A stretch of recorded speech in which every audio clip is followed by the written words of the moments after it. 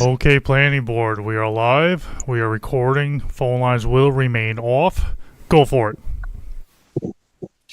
Okay, welcome everybody to the Town of East Hampton Planning Board meeting for January 15th, 2025, our first meeting of the year. As you can see, there have been a few changes around the table, including me sitting in the chair's position. But I wanted to start off by welcoming our newest member, Reed Jones. Thank you. Who ironically is the guy that got me involved in this public service stuff 10 years ago when he recommended that I speak to Larry Cantwell about an ARB position. And then here we are. You were planning board chair at that time, I believe, right? I think so. Yeah. So we appreciate having your experience and history on the board. Really, thanks for stepping up. I also want to mention that Jen Folks has stepped up to be vice chair of the board. So thanks for stepping up. I look forward to working with you on this. A couple of other acknowledgements. Tina LaGuerin is now the planning director, moved up from acting planning director, which we're really happy to see. And in the spirit of rotation, our attorneys are going to be switching places. Nancy, thank you for your service for, how many years has it been since you've been our counsel? Quite a number of years, right? Yeah. Charlie Collins is going to be switching places with Nancy in the coming weeks and will be our counsel going forward. So lots of changes to look forward to. And of course, I want to acknowledge our other returning hardworking board members, Lou Cortese, Mike Hanson, Bruce Siska, who is on Zoom, and our not any longer newest member, Ava Warren. And of course, Jody, who keeps us all honest and on track. So thank you. So I wanted to begin my tenure as the chairperson of the board with a few comments and an acknowledgement to my predecessor, Sam Kramer, for all the energy and intelligence that he has brought over the decades of his public service to this town and to this county, and particularly as chair of this board. He taught me a lot about the duty and responsibility of being a board member, and I really appreciate that and appreciate his service. But as he said to me a few weeks ago, the board is built for change, and the members and leaders will rotate, and that's a good thing. Leadership styles will change. And one of those things that will change comes from the fact that I'm not a lawyer like Sam. I'm a builder and a designer. So I'll be calling upon our council and our planning department in perhaps a bit of a different way than Sam did going forward. So what I do bring, just to offer up a couple of credentials for those of you who may not know me well, is I do have an academic background in landscape architecture and urban design from the University of Virginia School of Architecture. And I have been a board member of the Peconic Land Trust, and most recently the chair of that board for the last 12 years. And that, of course, is in addition to serving on this board for 7 years and 3 years before that on the ARB. So I've been around land conservation and planning issues for a long time.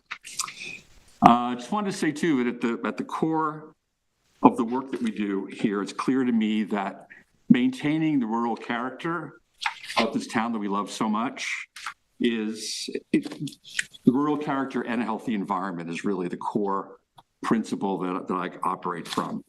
I think we have to strike a balance between conservation and property owners' rights and the needs of the community and for our economy, but I'm committed to that idea.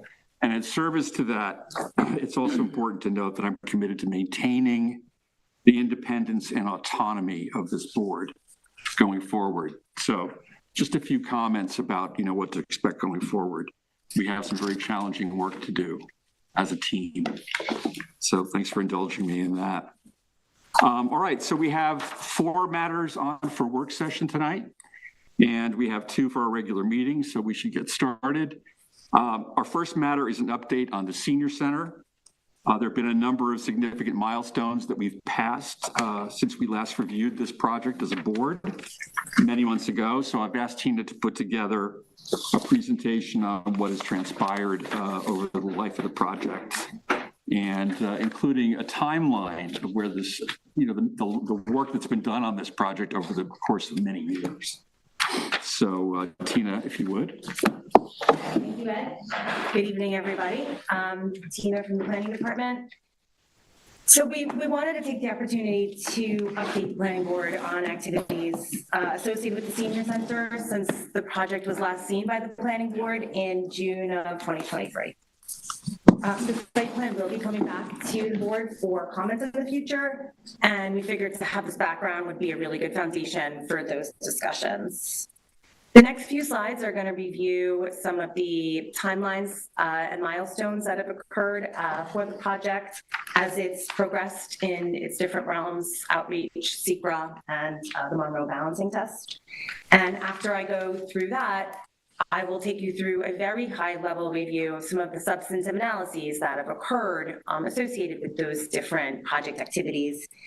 I can't go through everything. It would take 2 hours. I can, but I won't. And we can definitely, any question at the end, we can definitely talk through.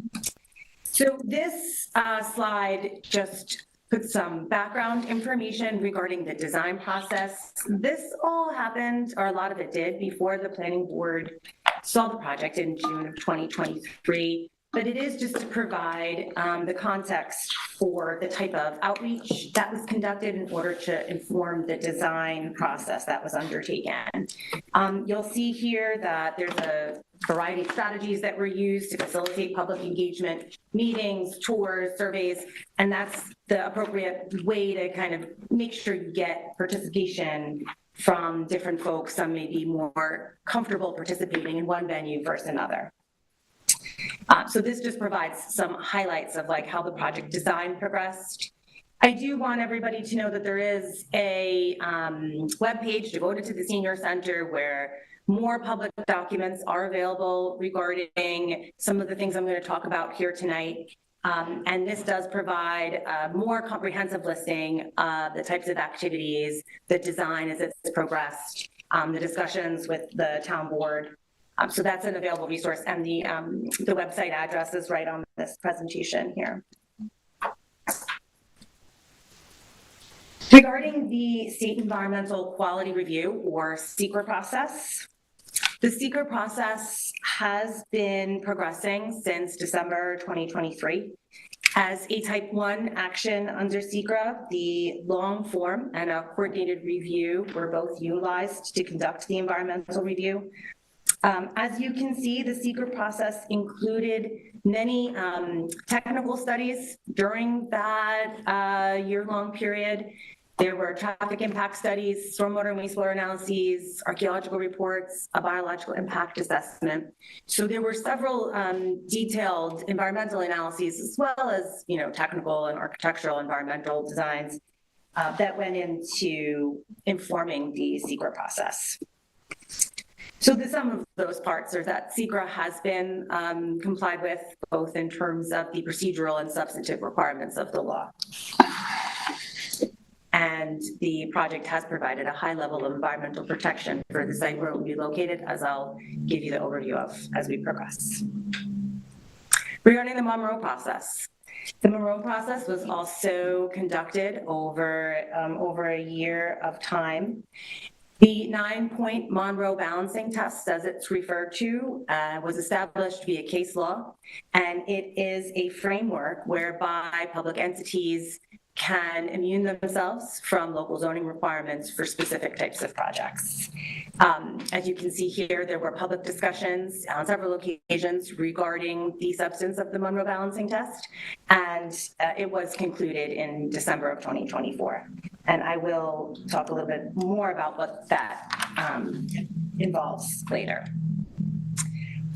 Last week, I sent the Planning Board a package of material that included some of the highlights of the environmental review and the Monroe analyses. I'm going to walk through some of those very quickly here. And it's going to contain some of the work I did for the Planning Department, my staff did, and as well as outside counsel to the town. So I'm going to summarize all that at a high level. Now, I am going to skip through all this detail, as I said, but I gave 2 presentations to the town board regarding the environmental assessment form part 2. That is the part of the environmental assessment process, the secret process, that reviews the impacts of the proposed action and whether they are small or large. Just a quick refresher for some folks who haven't seen the site for a while. The senior center is located at 403 Abraham's Path in Amagansett. This is Abraham's Path. The LIRR tracks are right here. This is the sport time facility, Abraham Park, Lee Hayes Park. So as I'm saying, the 2 public presentations given, sorry, I clicked too much there, went through the EAF part 2 in great detail. And the substance of those conversations were characterizing the impacts with respect to whether they were moderate to large or none to small. And all of those conversations were guided by the guidance of the New York State DEC. They have workbooks for the EAF. You are supposed to follow those the framework that DEC has set out in filling out those forms. And I walked the town board through how we did that on 2 separate occasions.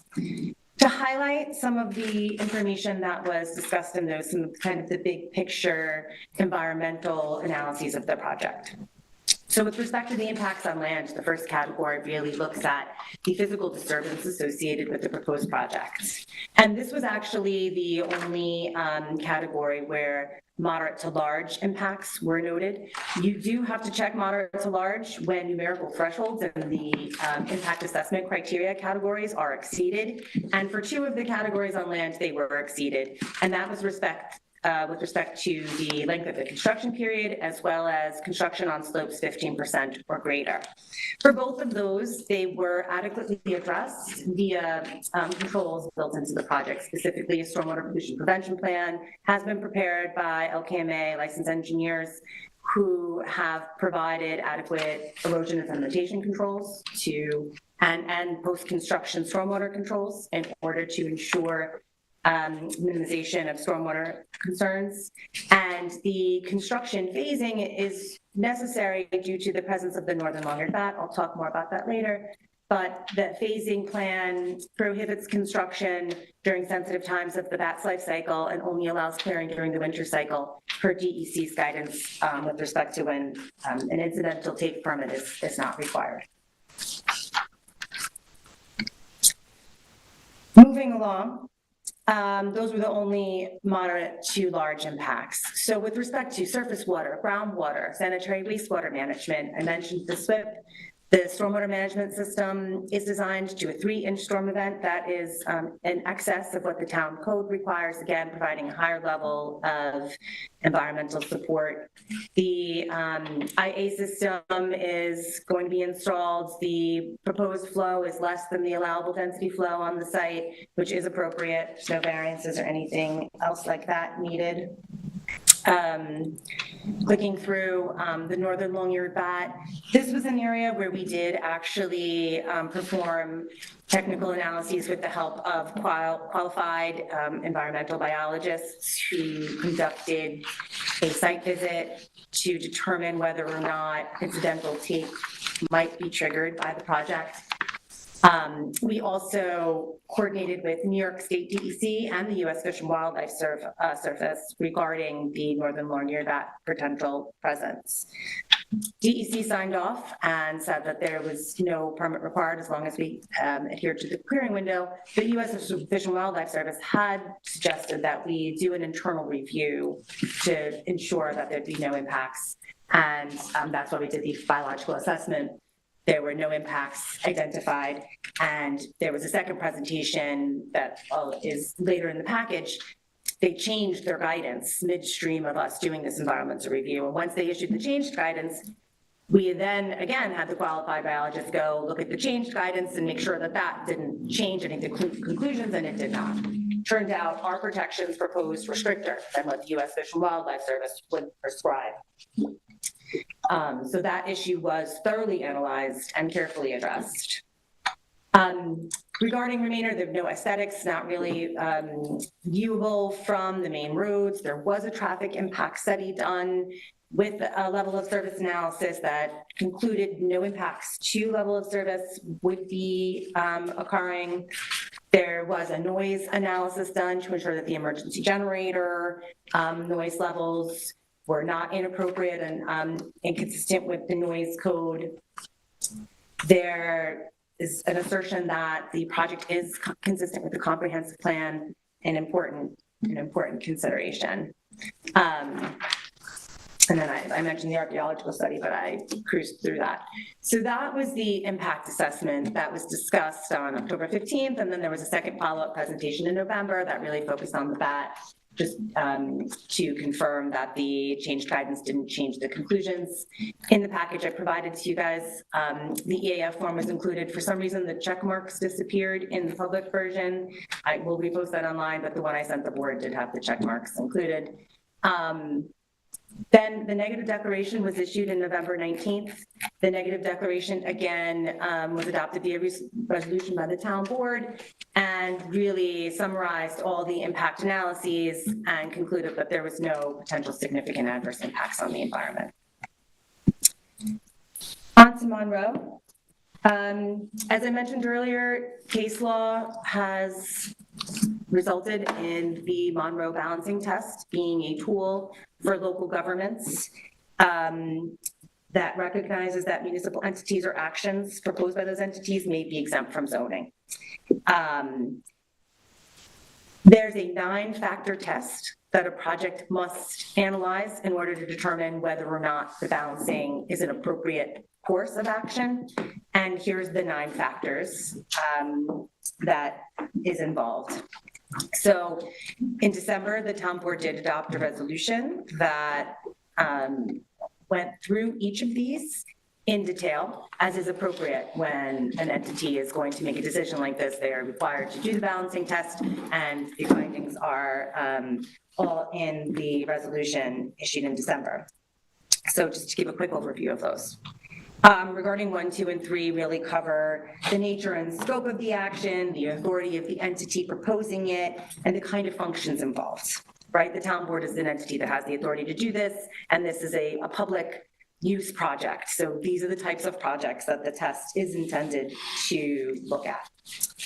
Regarding criteria 4, it looks like the impact of local land use regulation and what would happen to the project if it were subject to those regulations. So in this case, the analysis set forth how the implementation of the full amount of zoning controls would inhibit the ability of the project to meet the full scope that it is intended to meet. This section of the analysis also noted that the town board, in order to inform the scope, had consulted with the town's population on multiple occasions to inform what was needed on the site. Regarding criteria 5, that says, are there alternative locations and less restrictive zoning districts that would allow the purpose of the project to be met in a way that didn't require Monroe?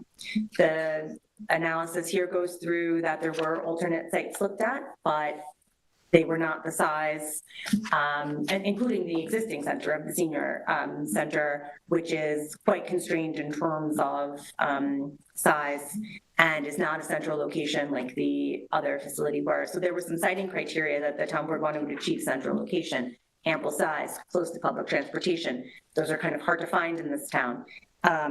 This site met all the criteria and is also located near other facilities that are like publicly used sport time facilities, a community location, lots of different activities happen there. The parks, which are also kind of gathering places, you know, maybe the grandsons at the Abraham Paths field playing a game, or Terry King, and, you know, senior center, they can hang out and have a cup of coffee or something, who knows.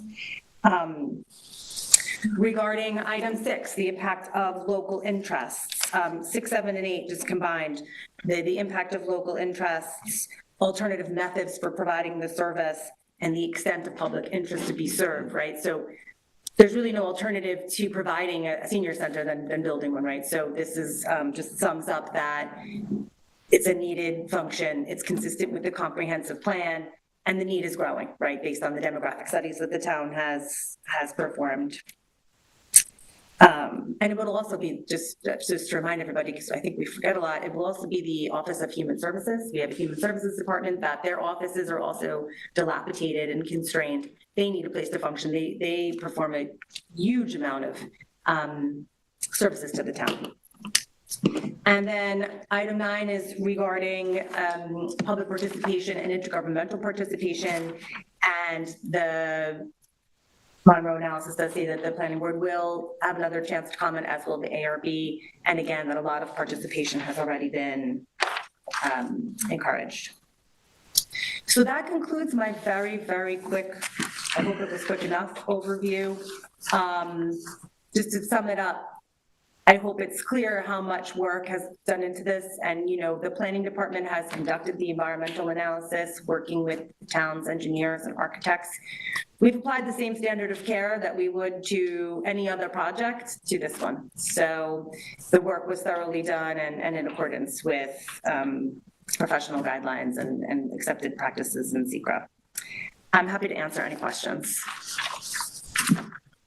Thanks, team. That was really a very comprehensive and quick overview of a very complicated project. So thank you for that. Are there any questions about the materials that were in the packet or anything that? So will there be geothermal and solar panels in this? Yes. Both. Okay. Yes. The facility aspires to be net zero, right? So maximizing those types of facilities is important. I just recall some question about geothermal, so thank you. Yeah. Any other questions about what was just presented or any of the materials that we have in our packets? Not so much about the material that was presented, but my question is, what is our function in all of this, in the approval process for this project? What is expected of the planning board? We are going to talk about that. But essentially, it's we have site plan review. We have a 30-day period in which to react to the site plan. We have that. That is on the calendar for us to review the site plan. But, you know, this is now being driven by the town board.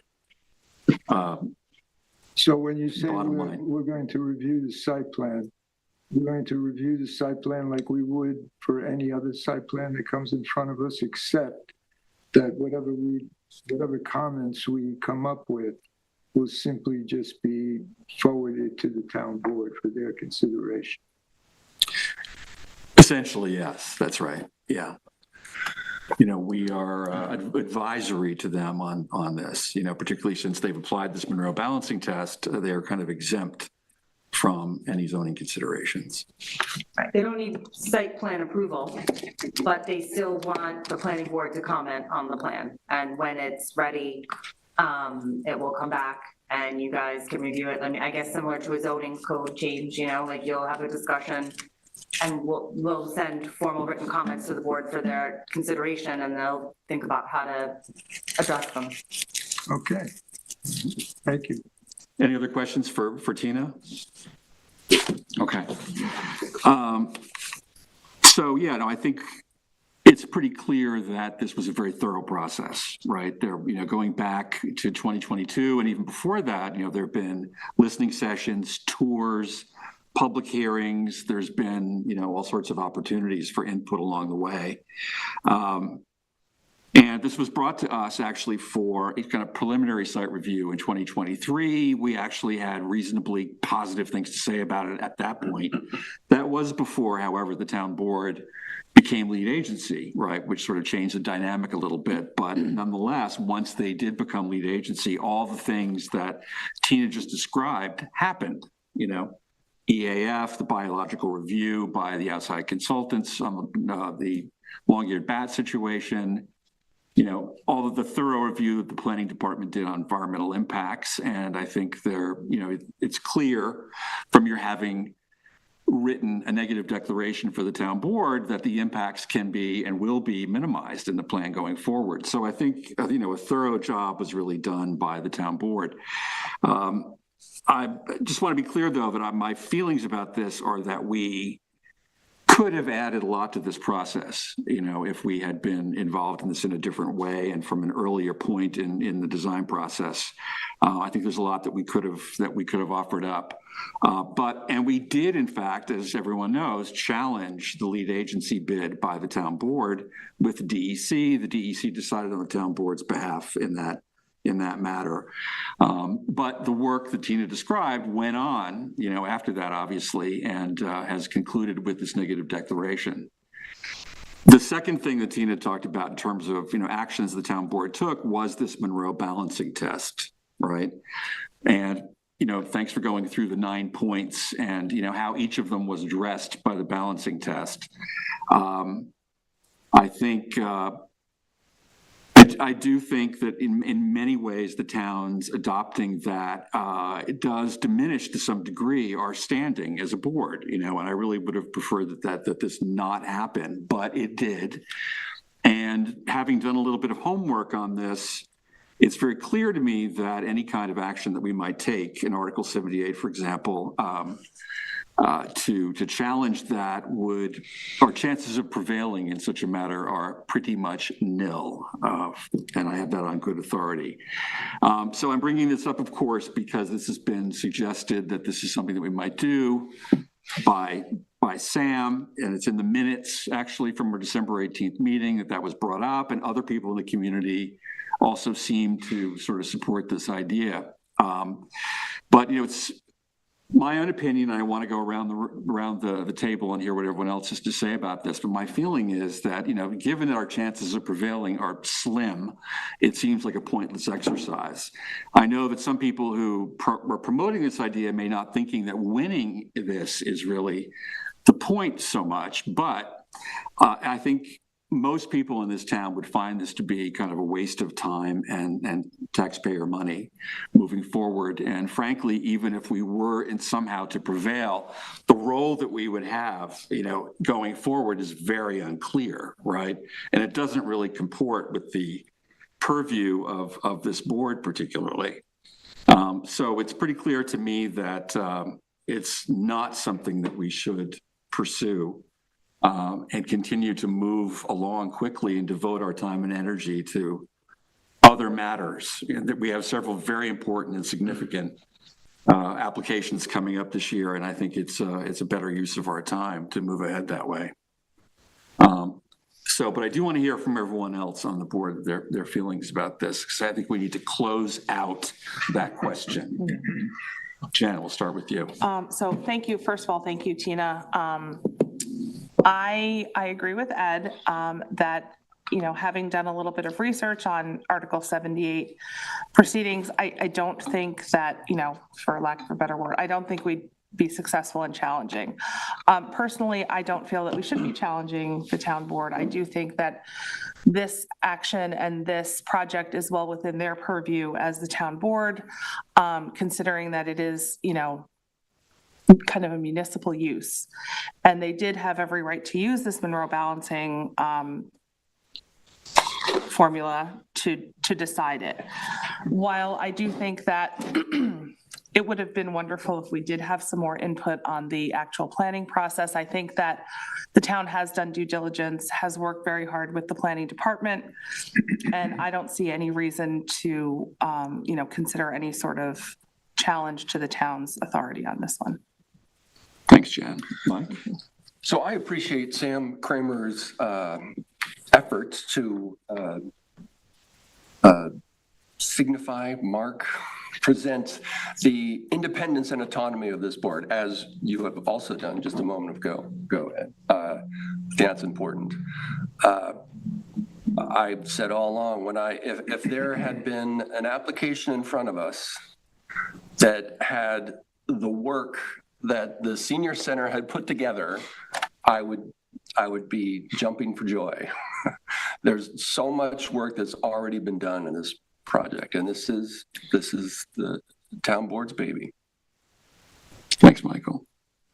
Bruce, we'll go to you next. You with us, Bruce? Hi, can you hear me? Yes. Yes. Yeah. I agree pretty much with everything that Ed and Jen and Mike have said. Obviously, came onto this board sort of in the end of this process. But, I'm happy to hear that the planning department has put in their due diligence, and it sounds like they've sort of went over and above what they typically do, which I think is great. So I think, unfortunately, we don't get our sort of say in the matter. However, I think our planning department has done what they needed to do to sort of guide this project along. And, I do appreciate what Sam has or did start and sort of wanted us to follow through with. However, I just feel that it's at this point, it's kind of a waste of our time, our energy, taxpayer money. And in the end, I really don't think we're going to be any further ahead than we are right now. So I'm good with, just taking a step back and forging ahead. Okay. Thanks, Bruce. Reed, did you want to opine? Well, thank you, Ed, and I think Tina, I thought she gave a very good overview of the situation. I'm relatively, I'm new to the board, I'm new to the application, but I'm familiar with it. My feeling is an Article 78 or a lawsuit of any nature at this point would be counterproductive, and I think it's time to move forward. Good. Thanks, Reed. Appreciate it. Ava. Just kind of to echo what everyone's saying, and especially where Bruce left off, coming in a little later on this application, having some background on it, I can certainly appreciate the extreme due diligence that the planning department and Tina specifically, has done on this application. And again, going over and beyond, like Michael said, this was granted to the town. It is their baby. And I think, pursuing any litigation is just going to further prolong issues and halt, what could potentially be, a good addition to this town. So I think let's just go forward and provide our comments, within the 30-day window. And if they're taken, they're taken. At least we'll have some skin in the game in that sense, providing our recommendations. Okay. Thanks. Lou. Yeah, I agree with everyone that I think an Article 78 right now would be counterproductive. It wouldn't really gain us anything. But having said that, I do want to make some comments about our role and the lack of our role in the process. I think, although Tina and the planning department have done a very thorough review, as they do of all applications that come in front of them, and they haven't done anything differently here, I think that's great. But there are issues that come up, which is always the case, the way we operate. They do a review, they bring us the issues, and then we deliberate over those issues, and we decide whether or not to grant certain variances, relax certain restrictions, and so forth. And, one of the things that I've always felt strongly about, a lot of times we get applications in front of us where the applicant has put together a plan for the project, and then they feel as though going through the process of going in front of the planning board for a site plan review is just sort of like a rubber stamp. And my feeling is that in those cases, there are certain factors that are more important than the plan that was put together by the applicant. And the way to remedy that is not to relax those restrictions, those zoning code restrictions, but to change the plan that the applicant has come in front of the board with. So having said all that, I think that's the case in my view, and I don't want to minimize the work that the town board has put into this. I think it's a monumental project. I think it's a very necessary project, and I give all the credit due to the board for putting it together and working hard to do it. However, having said that, I have some questions about certain aspects of the project, which I would have felt more comfortable if we had the power of the planning board, as we usually do, to bring that to the fore. I don't want to get into those issues now. There's another time for us to go through it. But so Article 78, not going to be a good thing to do right now. But I do want to voice my concerns that I wish we would have had the usual site plan review that we have for other projects. And I think I have good reasons for it. And one last thing. I don't want to be too critical of the town board because I'm all for what they're trying to do with this project. But I also think that there's a conflict of interest here with regard to the Monroe balancing test and so forth. I think they have a certain bias that, again, would have been mitigated if we had done a site plan review instead of the town board deciding whether or not the projects, the way the project is put together should be the project that they go through with. Those are my comments. Thanks, Lou. Yeah, and I agree with you. I think I started out by saying that I think we could have added a lot to this process. And I think that first of all, the Monroe balancing test, adopting it was really not a unanimous decision by the town board, which is revealing, I think, in a way, right? But it did pass, they did adopt it, they are exempt from our input. It's something that I hope the town doesn't continue to do with newer projects, but yeah, I agree, we could have added a lot. I think I have some very specific comments about it myself that I would have shared if we'd had proper site plan review. But here we are, and I think that the consensus here is that we are not pursuing any other legal action. Is that fair to say? Yes, because it's unanimous. So I think we can move on. This Bruce. Bruce. Yeah, He's with us. he's with us. Okay. All right, if there's nothing else on that, let's move on to the next application, which is the 3 Mile Harbor Affordable Housing. Lou, that is yours. Dan, are you presenting on that? Will. Oh, Will, sorry. Okay. And the applicant is here for that? It's the town. Well, no, it's the housing Oh, it's the housing authority. authority. Yeah, Actually, I don't even think it's the housing authority because it's a developer. Oh, right. yeah, but it's the housing authority though. What do the applicant is not present? Yeah, it's not present. I think usually we do not discuss it. I did not know they were not going to be here. I'm sure they were contacted both by email and phone. This is our regular practice. Do you want to just go over the application? I think we should, because we need their reaction to this, right? It's difficult to discuss the application if they're not here to. Yeah, to contribute to it. Yeah, I agree. Okay. Moving right along. All right. Sorry, Will.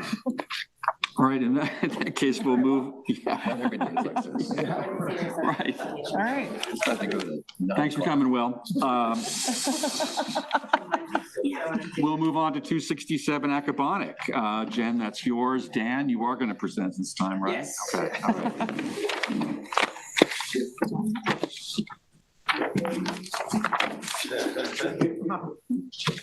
right. Oh, and the applicant is here. Right. Right. Thank you.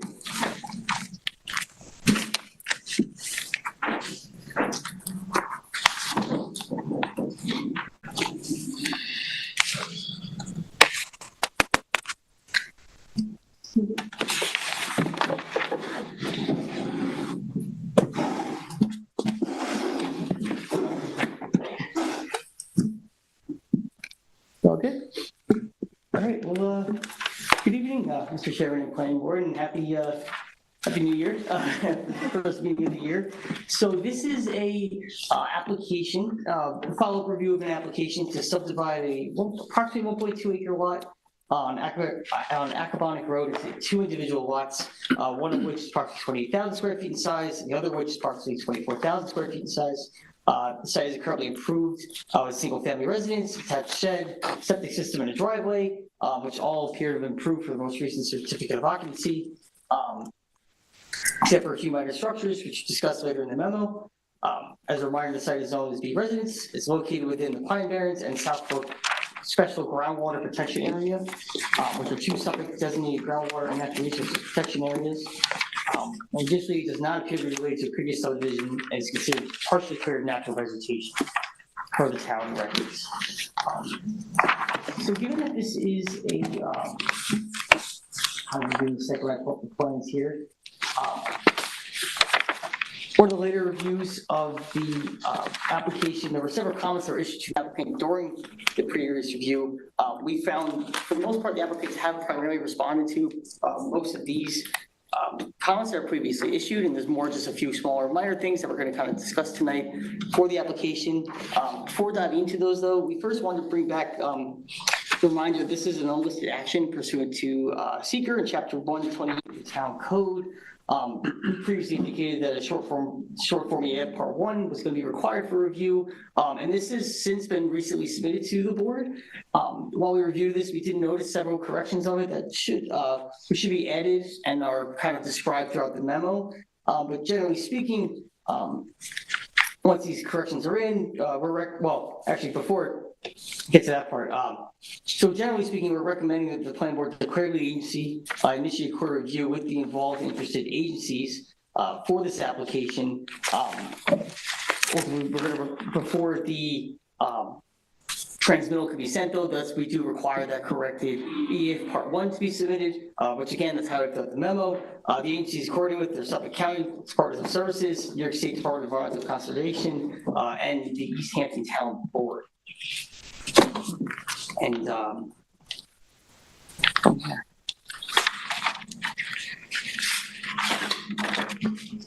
so going on to the issues, the first comment from the board had to do specifically with the scenic easement area along the front of the property. Previously, it was noted that a large portion of the scenic easement area was cleared, with the exception of a few existing mature trees and some new plantings have been planting as well as screening in the front yard. The applicants have since submitted a revegetation plan, indicating that they're going to preserve the existing trees that are there, also plant approximately 200 northern bayberry throughout the scenic easement area, and I'll show the plan there now. And so we have reviewed this plan and find it to be generally acceptable, but there were a few just kind of minor edits that we need to be indicated on the plan. Short things included just the area, the square footage to be revegetated in addition to the overall scenic easement area on the size of the scenic easement area. These are things that were noted on the survey, but just not included on the plans. We've also noted again that during the previous review that there was some perimeter screening that was there, or new vegetation, but it's not clear based on this plan what the intention is for those. So that's something we're just asking for clarification on, and if appropriate, just indication on the actual plan itself of where the existing to remain, to be removed, etc. We're also asking to be updated just to indicate the preparer of the plan itself, just for the board's records. And otherwise, though, this has also been submitted to the Natural Resource Department, and they also generally found it to be acceptable, noting willing to wait and also noting that it doesn't have to be implemented until the planning board comes to their decision on it. So overall, we recommend that just because this is so far along, we're recommending that the submission of a revegetation plan with those edits is only required as a condition of final approval should the board choose to grant it. Going through there was a small comment regarding the size of the scenic easement area on the actual map. This wasn't indicated on the previous review of this application. They have since added it to indicate the actual size of it. We reviewed it based on the town code, and we found it to be compliant with everything the code requires in terms of depth and size. So therefore, we found the applicants appropriately responded to this. There were comments last time also issued regarding the stormwater drainage, asking for additional details around them, like the specifications, the calculations, the actual design of it. The applications have also submitted a common driveway plan showing common driveway and road drainage plan, clarifying a lot of this information for us. We've also since sent this to the town engineer who's reviewed these plans, and overall it was found to be acceptable. There were just a few minor comments that were need to be addressed. The most important of those really was being the actual calculations provided between the drainage calculations of the survey and that road drainage plan appeared to be inconsistent in terms of, and in addition to the dimensions of those structures. So just recommending that it was recommended by the engineer, those be kind of removed from this survey and only shown on the common driveway plan with the final specifications for those plans. Besides for that, there was just a few minor editing details that were highlighted in the memo, and we just recommend be submitted upon that formal review. Going from the next, as we've kind of indicated in the past, this was an application that does require urban renewal UR map modification. During the previous review, the board, kind of given this application has been submitted for so long, agreed to allow the modification of the subdivision to continue to be reviewed, but also allow it to go to the town board to go to that final UR map modification, mostly because they're accepting of the configuration of the lots themselves. So we, as the planning department, have begun processing the applicant's request for the modification, which is anticipated to be heard probably sometime in February. We've drafted comments to the town board. They're supposed to be attached to this memo, but I guess there was a little error, but they are in the desk. They're available to you now. But if the planning board agrees that the subdivision is acceptable, these comments along with the report from the planning board will be sent to the town board, but that's following the completion of seeker review, which again requires the clarifications requested in the beginning of this evaluation.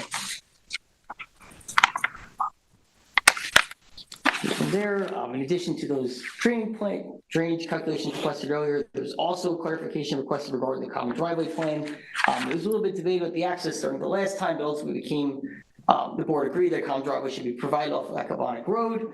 So the applicants have again submitted that plan, which generally speaking was found to be in conformance with the town code requirements for common driveways. There were a few minor things, the first being that for all common driveways proposed for subdivision, there is a requirement for emergency vehicle turnaround area, and this doesn't appear to be provided on either the survey or the common driveway plan. Is something that the plans technically have to have in order to comply with the town code. The second was, as minor colleges mentioned, location of utilities that should be placed below ground pursuant to the town code, and this should be situated within the access easement. Given that the access easement is going to provide for utilities, we also recommended the name be updated to and recorded as an access utility easement as opposed to the access easement as indicated in the plan now.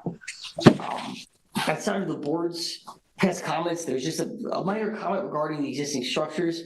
Again, we found mostly everything here to be compliant with the town code. There was just a small indication about the existing fencing here and the shed that didn't appear to be on that building permit or the CO. So generally speaking, we're just recommending that as a condition of final approval, the applicant should be required to legalize those structures and or remove the property in order to go in compliance with the town records. So overall, as we've indicated, the applicants have responded to many of the requests previously issued by the planning board. Several minor updates are required to the plans and maps, in addition to the seeker review having to be complied with. Again, this will also require the review of the town board for the renewal map modification, but this has not been reviewed yet, pending seeker. And ultimately, once that is complied with, the board should discuss whether or not it's ready to refer to town board to discuss simultaneously to this review.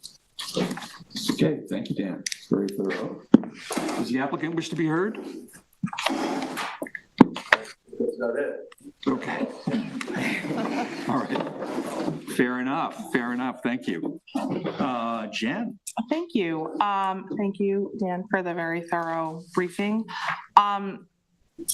We did see this application once before, and I think we've talked through most of the issues. I just want to point out that the planning board did receive a letter from a neighbor this afternoon, which I hadn't had a chance to review until I got here, asking that we consider moving the common driveway to the north of the property, to the north side, so directly opposite where it is now. And I think we discussed this at our last meeting, but I honestly cannot recall. I don't recall. Yeah. So is there a reason, is there a planning reason that it couldn't be moved to the north to, her comment is that Her concern is the common driveway plan prepared has been designed to be pitched towards the property line rather than to the interior of the property. The two dry wells and catch basins are proposed to be what appears to be directly on the property line. I question the feasibility of having these structures installed without encroaching during excavation on my property. There is also concern that the common driveway will exacerbate the already existing drainage issues from the subject property onto my property during heavy rainfalls. So, and it might be noted that the neighbor is actually a land planner who has appeared before this board. There's also the issue that there's already a clearing for a driveway on the northern side. I don't think there is. There's one kind of in the One middle. of the pictures that, one of the photographs that Oh, interesting. shows that there is a clearing. Oh, yeah, we got it. But the southern driveway also exists, Yeah. right? It is clearing here. Yeah, you see that? Yeah, I mean, the Oh. existing driveway is kind of in the middle. You couldn't yeah. really use that as a common access for the two lots as is needed right here. I think the applicant will have to describe whether or not they want to move it. I think we have asked them in the past to consider this. Is this for this? And I think we discussed, and let me just say from the aerial, it does look as though if it gets moved to the north, it would be actually closer to the northern house Right. residence than to because it's going to be on the part of Maple Street that's been abandoned, so. Yeah, I agree with that. And the other thing, the concern about construction encroaching onto the adjacent property is certainly valid, right? So the applicant should be able Should address, to yeah. show how they are going to construct the driveway, like the unobstructed width that's necessary without encroaching. The only, And can the driveway just be right on the property line too?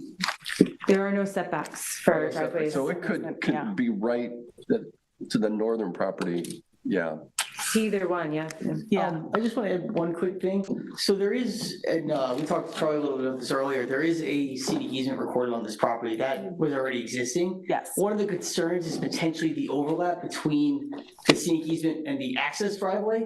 So right now, I'll show you the survey again, and it does show that the scenic easement area is going across that whole Right.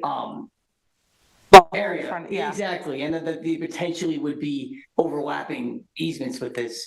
But when we looked at the actual building card records, which were included, I think, in the original review, the scenic easement does actually end right around this area. So as currently configured, these would be separate easements, there would be overlaps. I just don't know at the town board side for the UR map approval, what kind of complications that would create, because the meets and bounds of the existing easement. Right. Um, And I think the requirement is along Accabonac Road to have that 50-foot easement. So if it's not on the part of Maple Street that's been abandoned, then a separate easement would have to be recorded. In addition, like a separate scenic easement would have to be recorded or extend the current scenic easement if that. Yeah, or If we moved it. Yeah, if we moved it. But so that's my main thing. I think all of the other things that were pointed out are kind of minor adjustments, the revegetation details, clarification on what's going to happen to the current shed and fencing, if that gets taken down but I think the big thing would be just a question about whether there's a possibility of moving the driveway, just to address the concern. Right, but I am concerned that we're just sort of shifting the problem from one side to the other, essentially, right? If there was some way of mitigating Shannon's concerns about this, it would, in terms of construction protocols and stormwater, there might be a solution here. We can leave it where it is, which seems the easier, softer way here. Yeah. Right. I mean, I think that public comment just came in, right? I didn't even see it. I wasn't aware of it until this afternoon, so. I think as part of the board discussion today, we should ask the applicant to formally respond during the next submission. And we do. How they'll mitigate the concerns. Exactly, how they wish to respond to the neighbor's concerns. Dan's point about the easement is a good one. If the driveway as configured now is not encroaching onto that easement and moving it would require encroachment, I wouldn't recommend doing that. I mean, the easements are important kind of memorialization of what the UR map and those procedures put in place going back to move a driveway through it, I don't think would be the most straightforward way to handle the application, but softening the driveway's impact on the neighbors is certainly something that could occur if the applicant agrees to look at it and implement those measures. Great. So what we probably should do is do you want to comment now?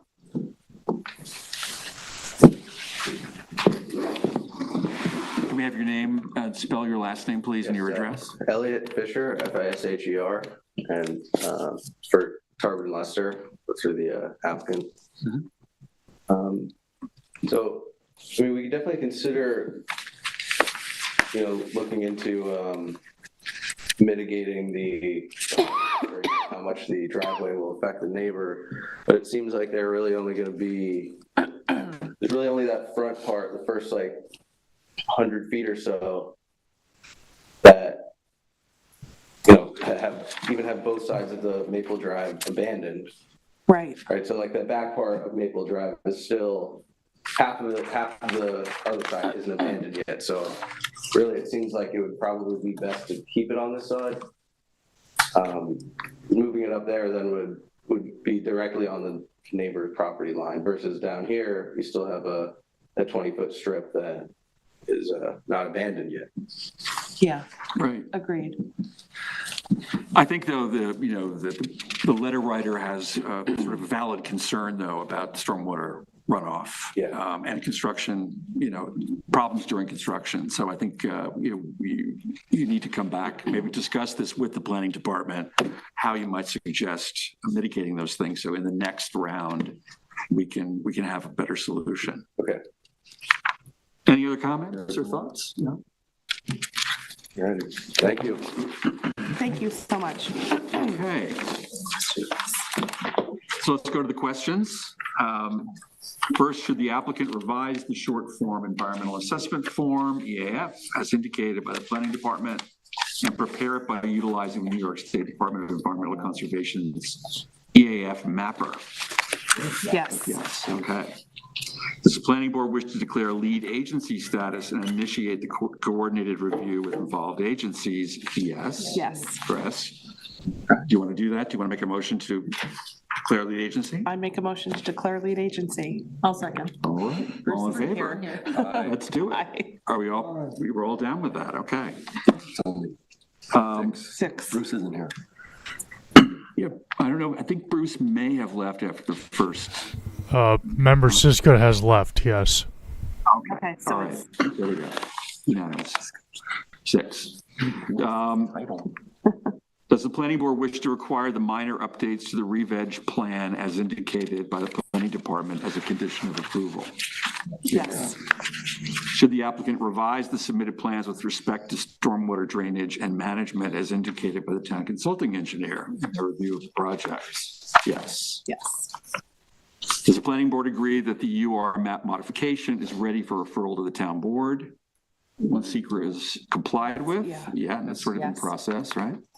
Should the applicant revise the proposed common driveway plan as indicated by the planning department and town consulting engineer, including providing an emergency vehicle turnaround area at the terminus of the driveway and revising the section details to be consistent throughout the application? Yes. Yes. And. Yes, and. Yes, and address the And concerns of. address construction protocol and runoff. Okay. Should the applicant update the map to include an access and utility easement as opposed to an access easement along the common driveway portion of the subwaiver? Yes.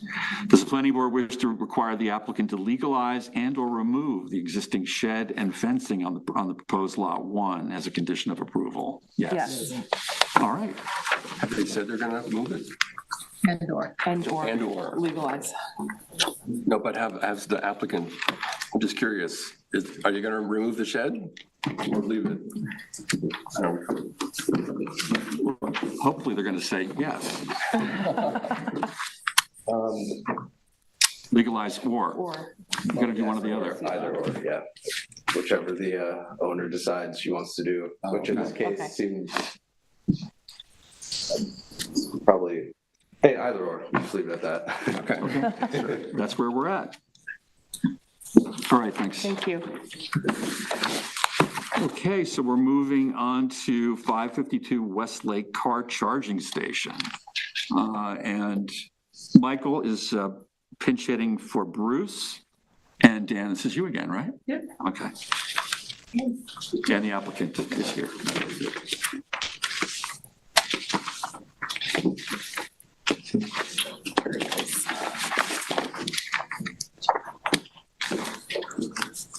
All right. So this is technically a first-time review of a site plan, but it was originally here as a preliminary site plan back in July of this year. For new application to construct electric vehicle charging stations at an existing multiple business complex site in Montauk. The proposal itself includes proposing 2 new charging stations, which should provide electric vehicle charging for 4 existing spaces that are currently on this site, which will be converted for EV charging available access via mobile app and other web applications.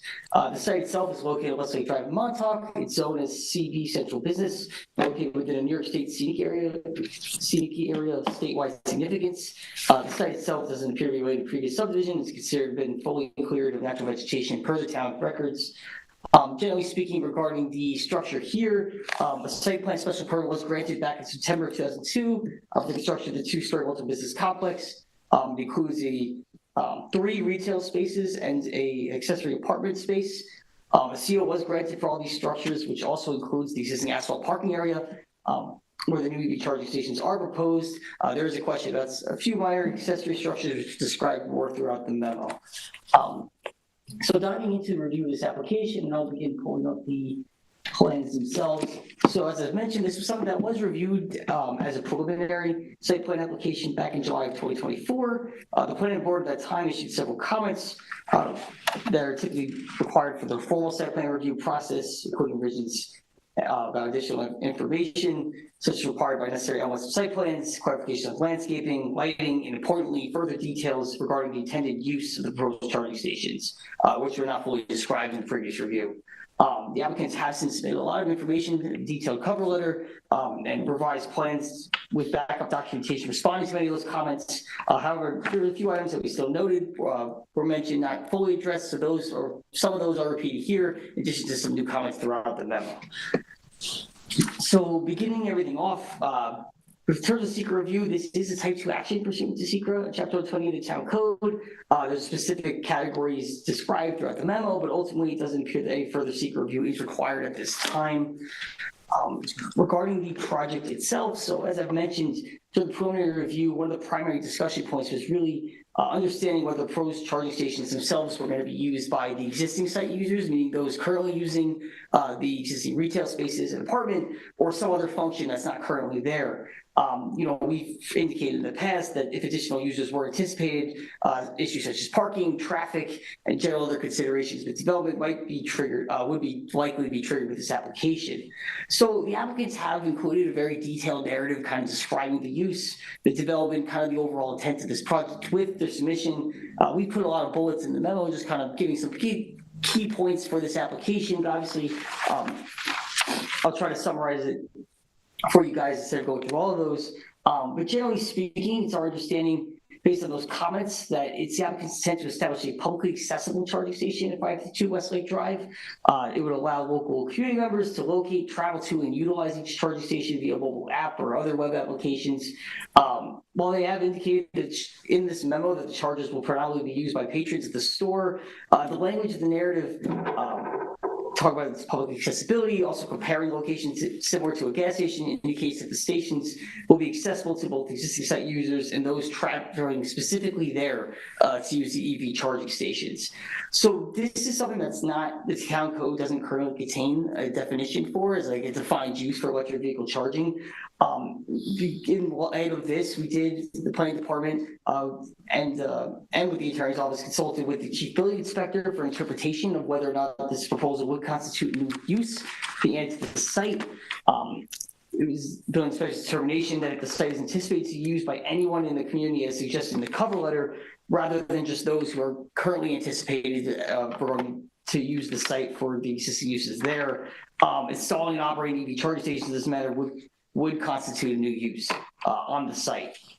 So in terms of the site itself, so multiple business complex is something that's special permitted within the town code, within the central business zoning district.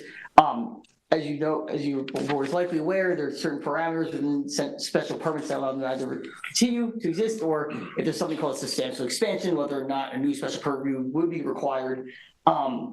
Based on our review of this, we found that a new special permit is likely not triggered, as the use and improvements are not really the order of magnitude that would constitute a substantial expansion based on the definitions in the code. It's also noted that in addition to the use itself, the number of uses on site still complies with the density standards that are required for commercial uses on site, which requires 3,000 square feet for each use in the central business zoning district. With the 4 uses, it ends up being 12,000 square feet, and the site itself is 19,000 square feet. So we found no issues on that front either. However, again, as mentioned before, at the very beginning, that this may have other issues such as traffic and parking and navigation and anticipated use, and those are kind of what gets further described throughout the latter portion of this memo. So in terms of the plans itself, and I'll go to the more close-up review of it now, we initially noted that the board during the previous review agreed that these stations were likely appropriate for a setback waiver.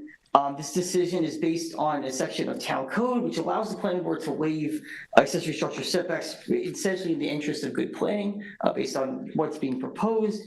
So the specific standards for that are kind of highlighted throughout the memo. However, before a decision could really be made on that, there was a couple of clarifications that we requested. Principally, this was really understanding the proposed setbacks of those structures, because during the previous review, it wasn't directly indicated. Based on the plans here, the applicants have since revised it to indicate some of the proposed setbacks. As you can tell from the plans, and I'll zoom in, 2 charging stations are proposed, one at 5 foot 11 inches and one other at 6 feet 3 inches away from that northern property line, where a minimum setback of 10 feet would typically be required based on the town code. However, considering the small size of these features, we had no issues with the setbacks being provided, and something that we're requesting is the planning board confirm if their inclination to allow setback waiver remains with the addition of these details. The only other caveat to this is we did note, while those setbacks have been provided, setbacks in the other structures like the additional utilities and transformers wasn't directly indicated, and this should be required and submitted with the plans. The property itself has a commercial use to the north, but also has residential uses to the west. So understanding those kind of setbacks and seems to play a relevant role in the board's decision on this point.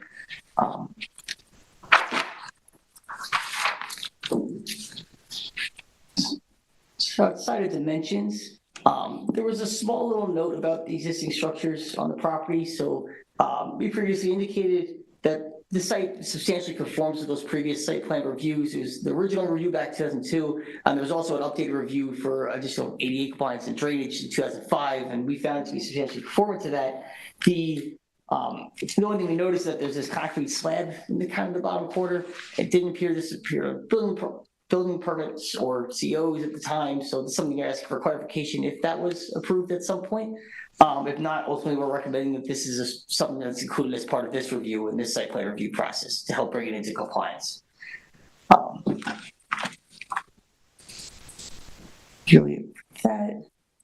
So going back to the plans themselves, and I guess the easiest one is to show the overall plan again.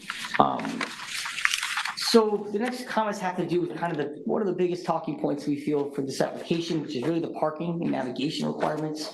So during the preliminary review, we indicated the proposed project involved converting the 4 existing parking spaces, which are these in the northwest corner of the site, into EV only charging spaces.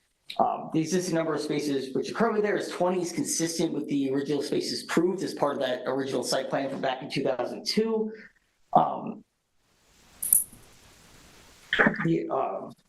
The one thing that we are asking for is just the applicant to confirm that the uses have not changed, of those current spaces, again, those retail spaces and the apartments, the original site plan approval to confirm with the parking demand that's required of them has not changed. But ultimately, we found to be at this time consistent with that previous review. In addition to that, though, we do have some additional comments from the parking. First, having to do with dimensions themselves. The plans themselves indicate the parking spaces are going to be approximately 8 foot and 7 inches wide by 20 feet in depth. However, this does not meet the current town code, which requires a width of 10 feet to be provided, or a minimum length of 18 feet, or a minimum width of 9 feet and 20 feet in depth. Sorry about that. It's 10 feet wide by 18 feet in depth, or 9 feet wide by 20 feet in depth. And this is something that we don't recommend. Should be we would recommend seeking a variance for it, and the plan should more so come into compliance with, mostly for safety standards. In addition to that, we also know that other site details, such as dimensions of drive aisles, driveways, turnaround areas, and the required elements for the town code have not been indicated on this plan. And so we're asking that we can revise the plans accordingly, just ensure that dimensions proposed comply with the standards set forth in the town code, which has been attached as part of this memo. These plans will also be reviewed by an engineer, town consultant engineer, and fire marshal's office when they're formally received to ensure that safety standards and formal compliance is appropriate. Finally, and this is most importantly, because the proposal is to be considered a new use based on the determination we've received, additional parking spaces are something that are likely required to accommodate the use. So allocating for the existing 20 spaces for the EV charging use limits the total available for the existing use of the retail spaces and the apartments to 16, which doesn't comply with the 20 required in the town code. Based on our review of the plan itself, it appears that providing additional spaces for this is likely difficult. The site is relatively constrained, and there are concerns with whether or not it could meet the coverage requirements with those additional spaces. However, we are still recommending the applicant consider options that would allow them to meet that parking requirements if possible. However, if it appears that additional parking spaces to meet the codes cannot be accommodated, we know that there are several options, primarily two that we've lined out that may allow that project to proceed. The first of this, and I'll go through those now. So the first option is what we call the fee in lieu of parking option. So essentially there's a current town code that allows, if a project site cannot meet the current parking requirements, there's a town code that specifically allows a fee to be accepted in lieu of those parking requirements, or in lieu of those spaces being provided, that goes to a fund created for municipal parking for the district. Because this parcel is located within the Central Business Zoning District, it is technically eligible for this waiver based on the town code. However, there are some other considerations that we think are relevant to consider as part of this. First, the concern has to do with the actual potential benefit of this fund itself. The site is located over 1,200 feet away from the nearest public parking space, municipal lot, and allowing on-street parking would neither support good planning principles nor align with the adjacent lots to the north and south of it, which both have on-site parking as opposed to off-site parking. Second, before this fee can actually be collected, the board is required to adopt a overall policy governing the computation of the fee, the use of the fee, and generally how it's going to be regulated. Choosing this option would likely require several meetings to do that, because at this time it doesn't appear that those regulations have been established. However, we do know that there have been times in the past where this has been used for other sites in Montauk. We mentioned the Montauk Brewery application as an example. And this was used primarily because this was located centrally within the downtown business district and in a spot that was located close to municipal parking spot, or had availability of on-street parking. So we were, generally speaking, planning department not recommending this option for those reasons described above. However, the planning board should determine if they wish to pursue it, and if so, further analysis of the computation of the fee and the use of the same would likely be required for that option. Second option to this has to do with potentially seeking a variance for this project. So if the board is through the application kind of is currently configured, a variance is required from the town code to allow 16 parking spaces to be dedicated to that multiple business complex, where 20 would typically be required. Historically, this is something the planning board has supported for variances from the required number of on-site parking spaces. But typically this is in circumstances where there is room to potentially provide those parking spaces on site. However, good planning principles seem to recommend that it be better situated off-site, such as allowing parking to be on street as opposed to on the property itself, in terms of development, coverage, and other considerations. So I know this doesn't typically directly apply to this circumstance, given its distance from municipal parking. and its overall constraints with the development. My apologies, one more part of this. So yes, as we're saying, this doesn't appear to be directly applicable, those circumstances to this site. And the other real portion of this too is that on-street parking doesn't appear to be appropriate in this location. This is currently no other site has designated on-street parking within this area, and it's also located on the county road 77, where there might be high volumes of traffic, and then also require additional approval from Suffolk County to actually go through with on-street parking. So after discussing the options with several board members, though, we are aware that there might be other considerations for a potential third or alternative option for this, where the use itself may not affect the potential parking requirements. In this case scenario, and also the case scenario with the zoning board of appeals and the potential need for variance, it's really evident and important that the more details about the expected site activity, such as the average charging time, frequency of use, the stalls, traffic, potential traffic, et cetera, should be provided to both the planning board and potentially zoning board for their review, in addition to details about the parking utilization on site and how those spaces are anticipated to be used. Ultimately, due to the fundamental nature of the variance of this application, if the board decides to go in that matter, the planning department generally recommends the applicant should be referred after this review for the potential variance option if the board wishes to pursue that option, just given how central it is to this development. But in summary, principally our primary recommendation is to see if it's possible to meet the recommendation to show compliance with parking stall requirements based on the town code. And additional parking to meet the code requirements cannot be accommodated. There are several options the board may have to vet out and discuss tonight. I know I kind of overviewed those quickly, and I'm also happy to answer any questions regarding those as well. But this seems to be kind of the primary discussion point from the board tonight. So going on from there are a few other smaller details I'll just go through briefly that are required either for necessary elements of the site plans or just additional plans that have been submitted. First is to do with water supply and sanitary systems. So information pertaining to these existing proposed systems has not been directly provided. However, with no expected water demand or sanitary flow associated with these charging stations, we're not anticipating any changes to be used for these features. So we're just asking is the applicant to confirm whether or not there's no changes to these structures have been made since that original site plan approval, or if they have been changed or there's other changes that have been made, detailed information is going to be required based on the town code necessary elements of site plans. In addition to the development, we've also noted that per the board's previous request, the landscaping plan has been submitted, which is on the screen now.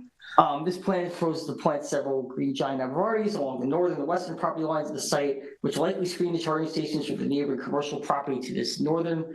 However, the only concern was, while the screening does seem to be adequately provided to the northern lot, along this western lot, it seems that the screening provided only appears to protect from the internal vantage points looking out, whereas from neighboring properties, which these ones located are residential, looking in will likely see directly, be able to see those other utilities and transformers.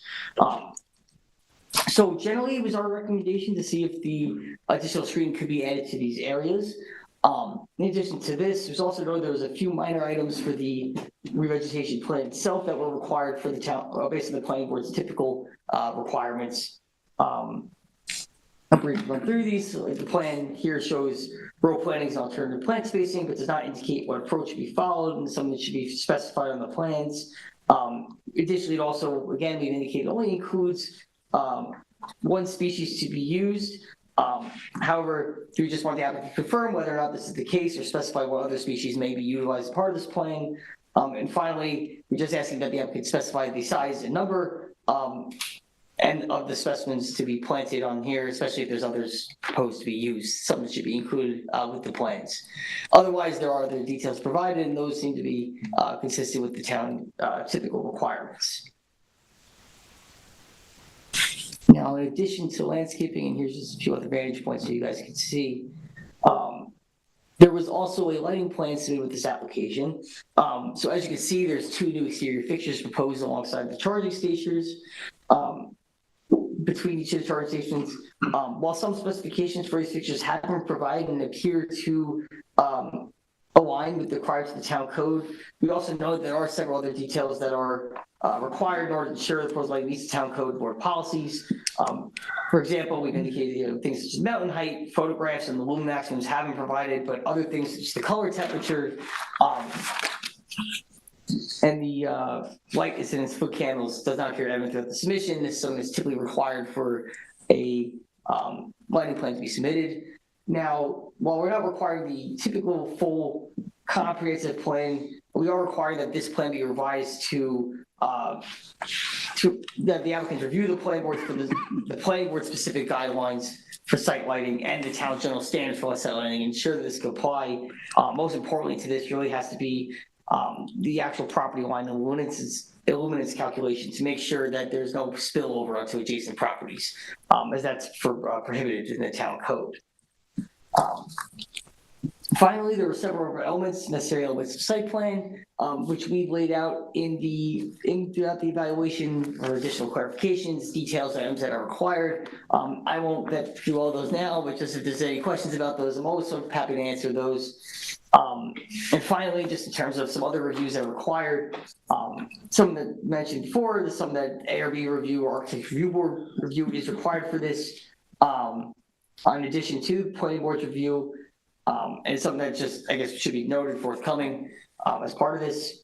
We also had comments from the fire marshal who reviewed the application recently and indicated the submitted information is sufficient, does not require further review for fire protection purposes. However, we haven't received comments yet regarding parking areas or ADA compliance. That's primarily given that we're still pending dimensions on the plans. And once that information is submitted, then we'll get further comments from the fire marshal regarding those. In terms of other agencies, again, we mentioned ARB already. So this is a project that would also require Suffolk County Planning Commission. And this is something that will be referred for review and recommendations once the application is deemed complete in the planning board side. And then there's the idea of potential need for the zoning board of appeals if the parking requirements may not be met and the board wants to seek the potential variance. So in conclusion, there's a lot there. So key to the continuation of this discussion is whether additional parking can be located on site to accommodate the additional demand, whether a variance, fee in lieu, or another option might be pursued. Generally speaking, though, the application is complete pending submission of additional details with respect to proposed dimensions of parking stalls, navigation aisles, setback of structures, landscaping, lighting, and other missing elements from necessary elements. Otherwise, from there, we're advising the applicant to submit additional revised plans, the response letter, and from there, I'm happy to answer any questions or explain things further. Thanks, Dan. Does the applicant wish to be heard?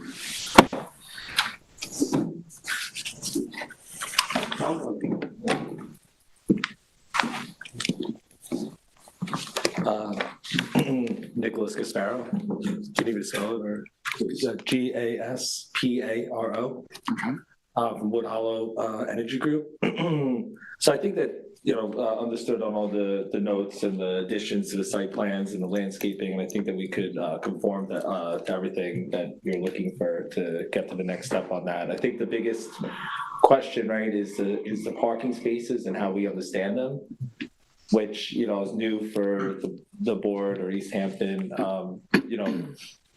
Typically, because we do this in a lot of other states and upstate, the DOE regulation usually is that these are not considered loss of spaces, at which we gave in that response as a reference. New Jersey, for instance, building code actually enhances spaces by adding EV parking spaces to the parking count. So, for instance, this would actually be counted as additional spaces, not loss of spaces. So I think that's the biggest thing that we have to overcome, because obviously we'd be happy to give you extra spaces, but it'd be really difficult. I think that the general purpose of any of these things is to enhance the use of the building itself, because EV charging generally is not, although it's similar to a gas station model, in terms of that you're selling energy for money, the business case to it is not it's not a overly, especially in Long Island territory where demand rates are so high, you're not doing it for the purposes of making money. You're doing it more to to, increase customers, maybe have tenants be happier to take on the space and all that. So I don't technically see this as a gas, especially because it is where it's located and the type of business it is. I don't see it as like a new gas station. I think this is mostly for, for customers, workplace, community. But so that's just my response to that. Okay. So Good. you want to add anything? Yeah.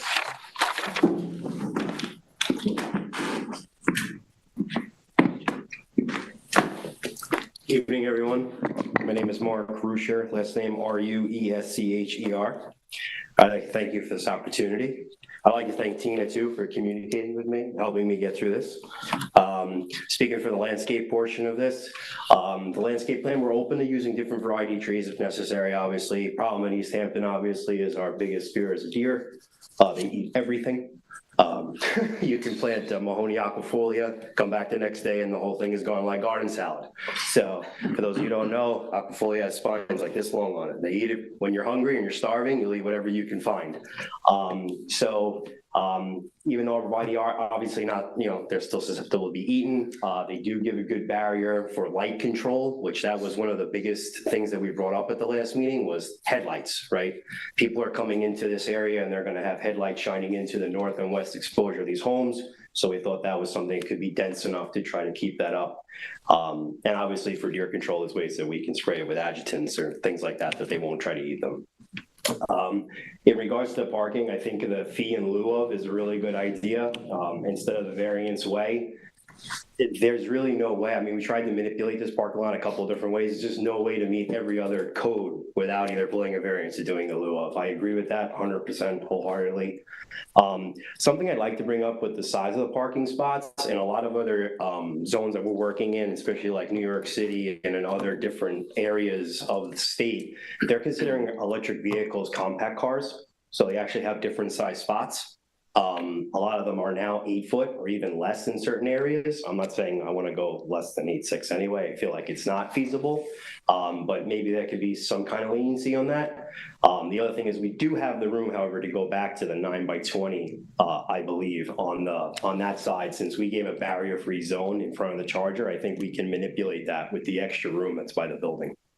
So I'm definitely open to try to accommodate what you guys have, or at least as close as possible. Okay. Thank you. Thank you. We'll discuss it. You're available for questions, obviously. Michael, this is yours. So I'm going to pontificate for 10 seconds. Are you ready? We have this phrase called in the interest of good planning, and I think that can be applied many different ways. In the macro way, adding EV chargers is in the interest of good planning for this town, in my estimation. Now for the micro. What's that concrete slab? Can that be turned into a parking space? That's something that I'm not sure what the use of that is. That was before we just EV developers here. If there's a way to turn it into, I'm sure that you could. I don't see. I was thinking that too. I don't. When I first visited the site, Come to the. Yeah. I'm sorry. Yeah. Go ahead.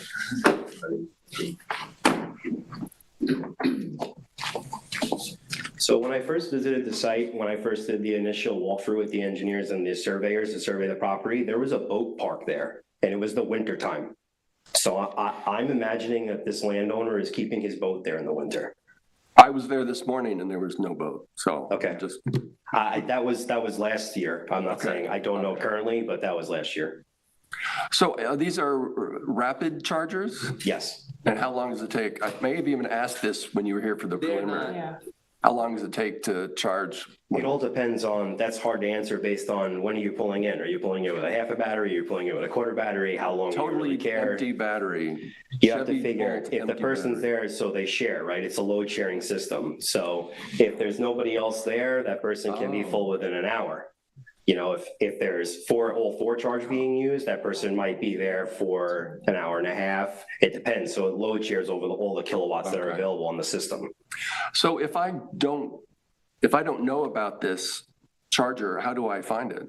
So the charger itself has a software built within to it that will actually show when it is available and when it isn't being used. So if you have an electric car, you can download apps for that electric car. Let's just go say you go buy a Tesla tomorrow. It'll tell you Tesla within it will have different things. There's plug up, there's plug share. There's all these apps that you can have on your phone. Our system that we use is very smart. It'll actually tell you when there's actually a charger open, when it's being used, approximately how long that person will be there for, and then it'll tell you when it'll be available. So will it show up like, if I use Google Maps all the time, Ours will show up on Google Maps as either being used, open, or what spots are without available. having to download anything else? Just Correct. Okay. Yep. That also helps with traffic control. Because if you know it's being used, you're probably gonna bypass it if you have enough battery. So I have a question for Dan about use. You mentioned use, and this doesn't change anything when you say there's an extra use. Is this considered an extra use in this property, in this site, right? You're saying that, meaning like the existing? What was the question? I'm sorry. Well, maybe I got it wrong, but I thought potentially EV chargers is another use. Yes. Okay. Yeah, we talked to the chief building inspector on it, and that was the determination we concluded with, was that it would be additional use on the site. But since it's 19,000 square, since it's over the square footage, it's okay. You're allowed 4, correct? Up to 4. Yeah, within the special permit standards, That's my question. yeah, so within the special permit standards, it's fine. Yes. Right. For that. So, okay, you have the two businesses there are a wine liquor store and then a spa. Yes. I'm curious how, at the busiest time, how many of these spaces are filled?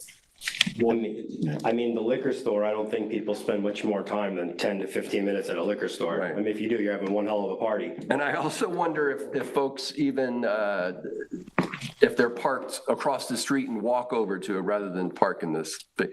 I'm just curious about how busy this parking space gets. So we asked the owner about that after you guys asked that question last time, and he said that there's never more than half full, this parking lot, never seen it more than half full. So do you know of other charging stations nearby? No, we actually have a couple applications that you guys are gonna see soon. We're trying. But, Get ready. The table stake, yeah. yeah. So, yeah, we hope to put more in, the types and the levels of them, it's all variations of, like, this is more like middle, like, cause it's more for community workplace use. But we have a couple of gas stations we're talking to about, like the superchargers, which are like 15 minutes. Oh, wow. That's obviously a different use case. And then obviously straight workplace, which is like 48 hours. Those are options too. Well, I like the idea that when you said that this is not taking away parking spaces, it's an enhancement to the parking space, but that's not what we deal with. So if you are okay with option 1, I mean, that's fine with me. Option 1 being, Pay a fee that goes to a municipal parking. Makes sense. That makes a lot of sense. That concludes my comments, Ed. okay, thank you. Who else has comments and questions? Yeah. I have a couple of comments. One is, I personally, I agree with Michael that this is a benefit. It's good planning. It's something that the community needs and should have.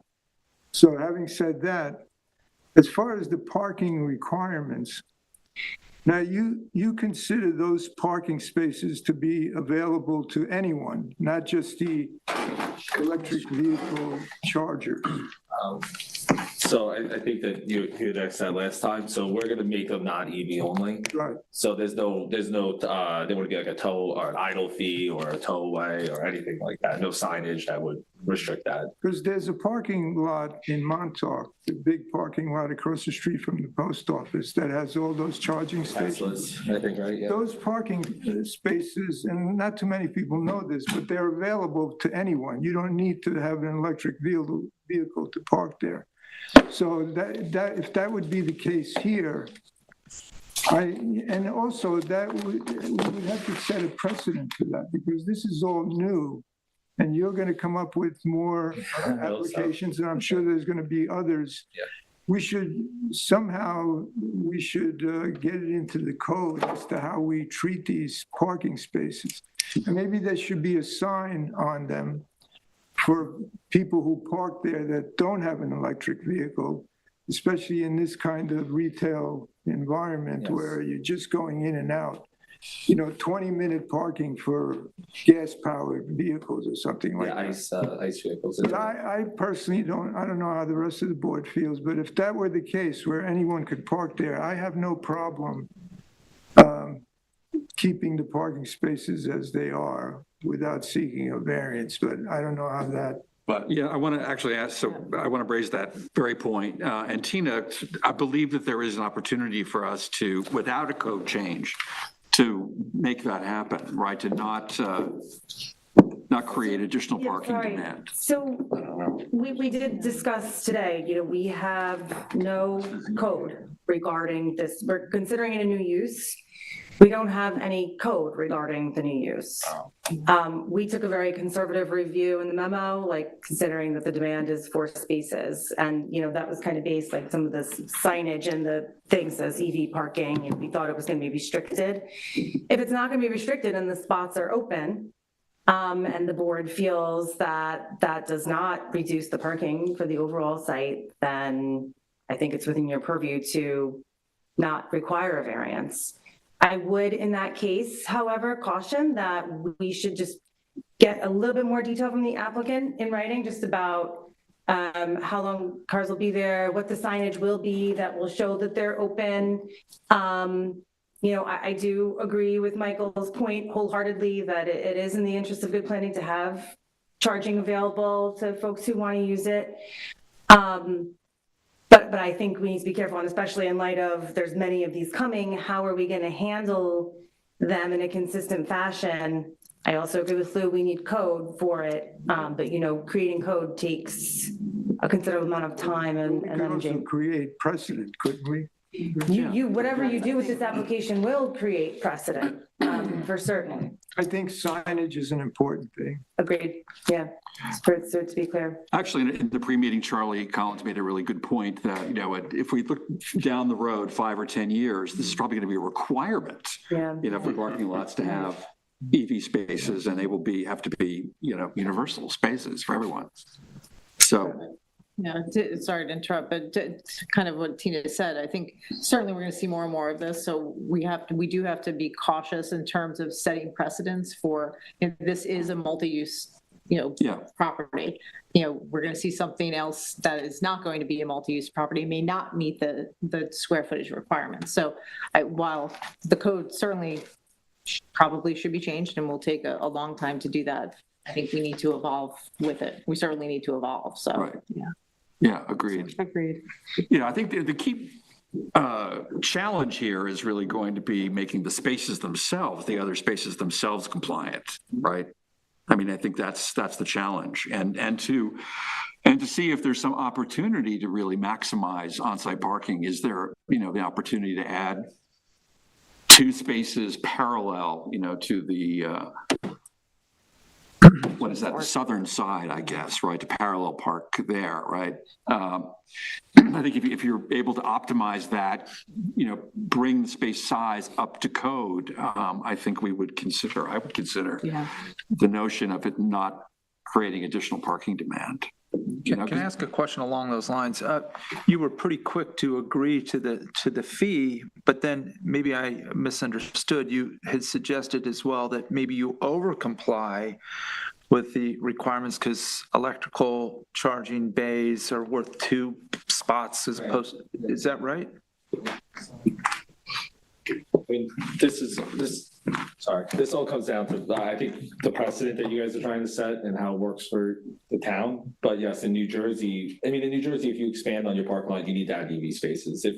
If you add an EV space, it counts as a space so you can make your quota. So it's just, there's different, everybody has different takes on this. I love the idea. I think in general that if we make this where there's a limited amount of time that an internal combustion engine vehicle could park there, something where there's turnover, but not restricted to just EVs. And we could take out the stencils to make it, we put the stencils in so people know that there's an EV there, because usually people are are respectful of that, hey, listen, there's other spots here, so why am I gonna park in an EV spot? Because, if Right. if someone wants it, So I think that I agree with everything that you guys are saying, so I think that we could comply and add, and I'm actually excited to start a precedent, so. As far as the fee, I didn't really understand exactly what the fee was. I know you're saying, I think that would be amenable to something like that if that's the solution, but I don't know. The issue with that is that we don't, it's not encoded. Yeah, I don't even know exactly what we're talking about, Yeah. so. It's work to be done, right? And it doesn't really mitigate the problem because Right. normally there would be another location near the site where you could park. That wouldn't be the case. Oh, I get it. Okay, that makes So sense. you're paying a fee Right. because your customers are going to be using I understand. public Right. spot that costs money to. I think, yeah, Not. I think the solution to make this, the solutions you guys are bringing up just now seems better to me. Yeah, I think we should be very careful in how we prove this and what kind of precedent we set. But I think we should endeavor to set a precedent because I think it's important. Yeah. And I think, not creating extra parking demand for this is the precedent we want to set. Yeah, I mean, I think if other vehicles can park there with no concern, then that seems like more of a possibility to me.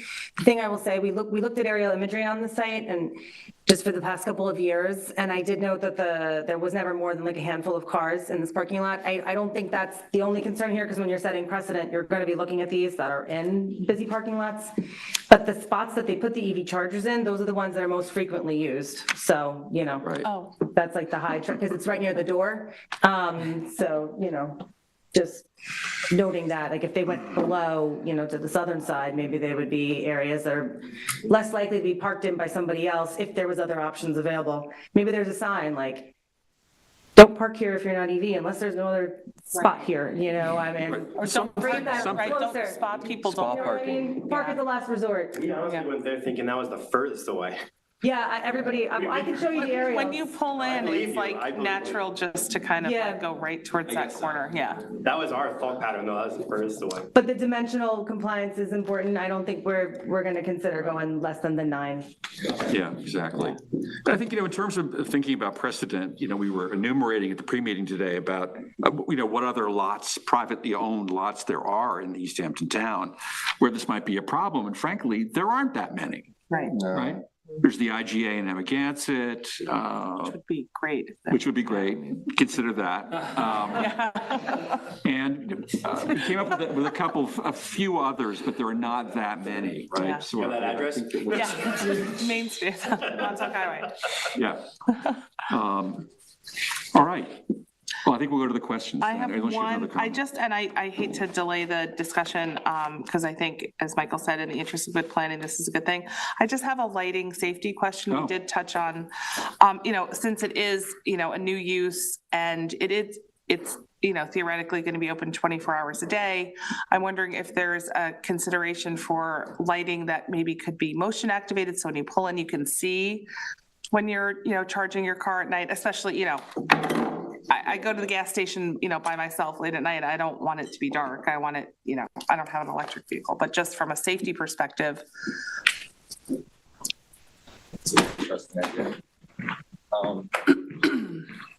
That it would have to comply, obviously, with I was the about to- standards, but, Yeah. something that could, Yeah, I was trying to meet the minimum requirements Mhm. for safety and obviously no spillage. So if motion would be, I don't know if motion meets, if that brings a different issue to code. I don't know, for lighting, for parking. I think the fixtures would still have to comply with the regulations, but, something so it's not on all night, for instance, but if someone does pull in there at 10 o'clock at night or 11 o'clock at night, or 4 o'clock in the afternoon these days when it's dark, they can safely, or feel safe, filling up there. They do make even motion sensors that could be minimal and then on motion brighter. So maybe maybe that's even something, because I feel like when you're pulling in, you might want some minimal to see where you're going. And Yeah. then maybe then it triggers like, okay, now it's the safety concern. build the full brightness, which still full brightness will meet all the requirements. I could come up with something that's, That would be great. I That'd be think cool. that would be a good addition. Yeah, that's, maybe have that conversation with the planning Yeah. department so you Yeah. can make sure you're within code. Yeah, right. and achieving that objective. yeah, no, that'd be good. Great, thank you. All right, good, terrific. All right, so I think we're ready to go to the questions. Does the planning board require information pertaining to expected traffic generation from the sites, including expected usage and average charging times of vehicles charging on site? I think we'd want that Yeah. documented. Yeah. Everyone agree? Yeah, Should the applicant revise the plans to include the distance of setbacks to between each proposed structure and the adjacent property lines as requested by the planning department? Sure. yes. Yeah. Should the applicant provide parking stall dimensions compliant with town code, confirmation that site usage has not changed since the last site plan approval, and additional details, including dimensions of navigational aisles? Yes. Yes, please. Okay. If additional parking to meet code requirements cannot be accommodated, does the planning board agree with the planning department that the application should be referred to the ZBA, or does the board wish to pursue the option of a fee in lieu of parking spaces? I think we've kind of determined that we want to pursue the third option. option. Yeah, Yeah. right? Yeah. Okay, the no increased parking demand, yeah. And that is clearly within our purview to do. Okay, well, yeah, New all right. year, new board. Yeah, exactly, yeah, this is a new sheriff, we're ready to go. Had showing that. It's authority. Exactly. Should the applicant confirm if drainage, grading, or changes to impervious surfaces are changing on the site? Yes. Does the planning board wish to require additional screening between the proposed EV charging station, utilities, and the western property line? Yes. Yes. Yeah. Okay. Right. Can we add a question about the lighting to see? Yeah, I think there is a question about the There is? Oh, lighting. okay. Yeah, there we go. Gotcha. Oh, Yeah, I do, thank you. Should the applicant update the landscape plan information as noted earlier by the planning department? Yes. yes. Should the applicant revise the lighting plan as indicated by the planning department, including details regarding the color temperature of each fixture and the light incidence on foot candles along the property line? And accommodate nighttime lighting with motion detected fixtures. Yeah. Right? Yeah. And you can work with the planning board on that. Does planning department, does the planning board agree with the planning department's assessment of additional information that must be provided per town code 255-650, necessary elements of a site plan, which Dan enumerated what some of those are, the sort of small details? You can work with those guys on that. So yes, right? Yes. Okay. I think we're good. Thank you. Thank you. All right. Yes. Okay, because we did have some last minute clarification, so I printed up a little late, sorry about that. Oh, I think it's already, I thought we were just doing an approval. yeah, this is the approval. Okay. But I'm just showing everybody a quick copy of it. Okay. Thank you. Yeah, we have a couple versions of it. Thank you, Nancy. Did I send you, did I give you the wrong? Oh, okay. So what changed? I'm not sure. Yeah, I don't know. Okay, Jody's getting bruises, I'll make another one. Nancy, can you just highlight for us what changes there were on this? Yeah, let me just. Yeah, it wasn't much. It was, you know, the whole thing with the septic upgrade and it, you know, was like, you know, it was conditioned basically on, so that was part of it. So it wouldn't be. That's been added or? No, it was already in there, but now it's phrased that it would be a condition of a CO rather than a building permit. So that was pretty much the main. If funding. If funding is available. If It's always been- It's always been funding, yeah. Understood. Yeah, so that was clarified. Okay, I think they would just give their grant. yeah, so the Yeah, I mean, conditions it CO is sounds the like it's change. gonna go right? that way. Give it. Yeah, Yeah. And then there were a couple conditions that were already fulfilled, that we already received. Yeah, what was it, the engineering thing, I think it was? Yeah, so it was just regularly like minor things like that, nothing, nothing major. okay. Yeah, so that was conditioned, just to clarify, I put up on the screen. The substantive change was that 3.3 is no longer a condition of the building permit. And 3.3 has been revised to indicate that should the applicant be awarded the grant, proof of compliance with Suffolk County conditions is required prior to the CO. But the planning board has previously agreed that all we were asking or requiring is that the grant be applied for. And if it's not, if it's not obtained, the conditions end there. And then some plan updates were made, the dates of the plans were updated. The last thing was that the language regarding the stamping of Suffolk County has been modified based on the applicant's feedback that they're not providing this type of review. They're providing something different in terms of their, Like a digital signature instead of like a stamp, which we were not aware of. So I think that's it. Did I miss anything? I really appreciate the clarification on the FLA thing. We were, at our request, we added just what we. Should you come to the microphone? Podium, please. Thank you. Thanks, I will. Anyone attention to that man behind the curtain, I always if there is a request for a permit for on-site consumption, which we withdrew in January, we have to come back to you. But but a permit regarding this doesn't prohibit the retail sale of alcohol for off-premises consumption. So if there's a new SLA permit request regarding on-site consumption, if just on-site consumption, not. yeah, we have to. We got a permit for both on-site and off-site.